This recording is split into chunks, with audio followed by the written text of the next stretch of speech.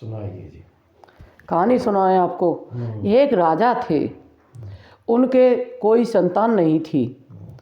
तो क्या होता है कि जब संतान नहीं हुई उनके, तो जो रानी थी उन्होंने क्या किया कि एक पिड़ुकिया पाल ली। जब पिड़ुकिया पाल ली तो पिड़ुकिया से अपने लगी रहें, अपना खाना खिलाएं, पानी पिलाएं उसे, उसी से ही खेलती रहें पूरे दिन। तो काफ़ी दिन हो गए ऐसे ही खेलते खेलते। एक दिन रानी बोली, महाराज अपनी बेटी की अब शादी करेंगे, हमें शादी करनी है। तो राजा साहब बोले, चलो देखते हैं, करेंगे शादी की, आप कह रही हो तो शादी करेंगे।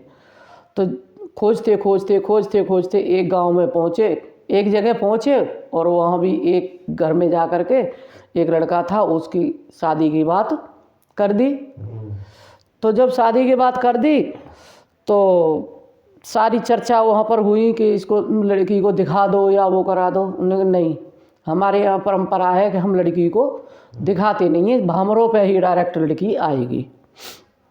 उन्होंने की चलो देखते हैं, कोई बात नहीं है। तो वो सब फिर बारात आती है सीधी। जब लड़के की बारात आई तो जब बारात के टाइम पे जब लाया गया तो क्या लाए कि पिड़ुकिया, पिंजड़ा ला के रख दिया।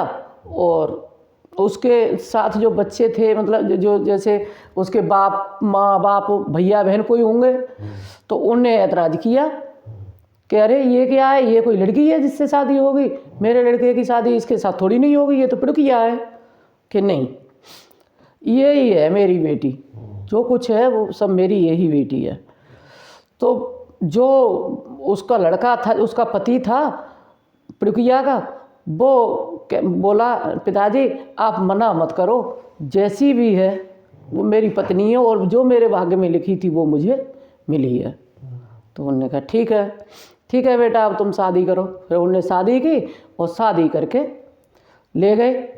शादी करके ले गए, रथ में से उतारी, चुपचाप रात हुई, चुपचाप उठाए गए अपने अंदर कर ली। घर जाके ना बताएं, घर जाके बहू को उतार में आएंगे, बहू को उतार में जाएंगे, सो बनेगी ना मैं अपने आप उतार लूँगा, मैं किसी पैर उतरवाऊँगा, मेरी बहू तो अपने आप उतर जाई, तुम जाओ सब अपने अपने घर है। सब लोग लौट के अपने घर पे चली गई, और फिर पिड़ुकिया को ने उतारो अपने कमरों में कर ली।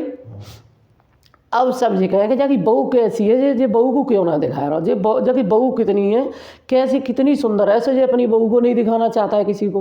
कहे नहीं, मैं अपनी बहू को नहीं दिखाऊंगा, मेरी पत्नी है, मैं नहीं दिखाऊंगा। ऐसे ही धीरे धीरे रहते रहे। कुछ दिनों बाद ऐसा होता है, उसके छोटे भाई की शादी होती है। जब छोटे भाई की शादी हुई तो वो कहता है, जब छोटे भाई की शादी हुई तो उसकी माँ कहती है कि बेटा अब देख, हमने तो तेरे घर में इतना काम किया था तेरी शादी पे, अब भाई अपनी बीवी से हमारे गेहूँ फेहूँ साफ करा। तो उसने कहा हाँ ठीक है देखूँगा, ऐसे कह के चला जाता है। घर पे जाकर सुस्त मुस्त लेट गया। पिड़ुकिया बोली, क्या बात है, कैसे परेशान हो तुम?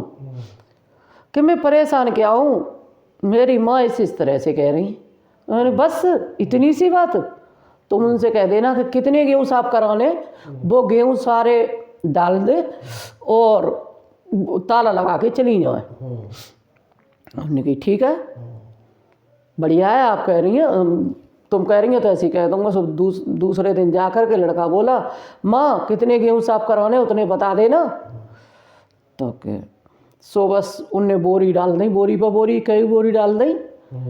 सो बस रात उसने क्या किया, पिड़ुकिया ने जा कर के ची ची ची आवाज़ लगाई ना, वैसे ही सारी पिड़ुकियाँ इकट्ठी हो गई।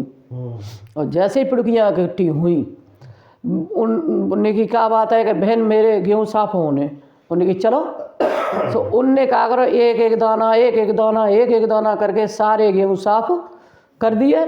शाम हुई तब तक गेहूँ साफ, जब तक माँ आई तब तक वो अपने वो करके गेहूँ साफ करने के बाद चली गई भर के कमरा में, चली गई अपने कमरे में चली गई पिड़ुकिया, और वो सब अपने उड़ गए। अब क्या होता है, कुछ दिन बाद माँ बोली कि बेटा अब जो घर की पुताई फुताई होनी है, पुताई कैसे होगी, पुताई होनी चाहिए।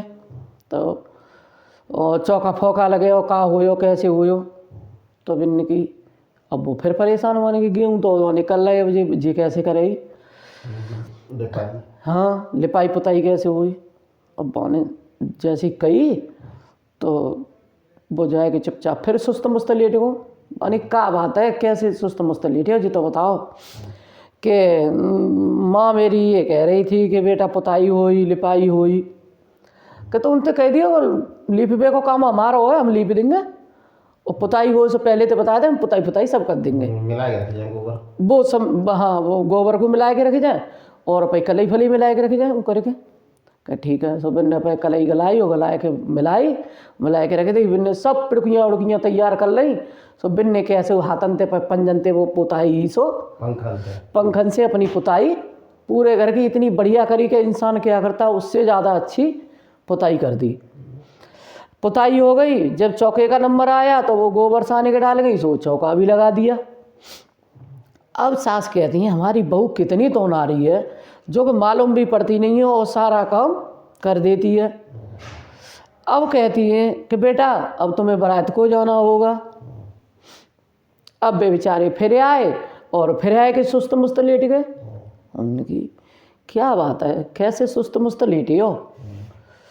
क्या करूं, सब जने मेरे से बारात की कह रहे हैं कि बारात की कह रहे हैं तो ऐसा करियो कि मेले रोटी बना के रख जाइयो और पानी भर के रख दीजिए एक गिलास में और तुम चले जाइयो और मेले बाहर से बंद कर जाइयो। क्या ठीक है। क्या होता है, वो खाना खा के पानी पी के, पानी तो रखा ही था उसमें भरा हुआ, तो चोंच से उसने पी लिया, सब थोड़ी ना पी ली। तो मैंने कि अब क्या करें।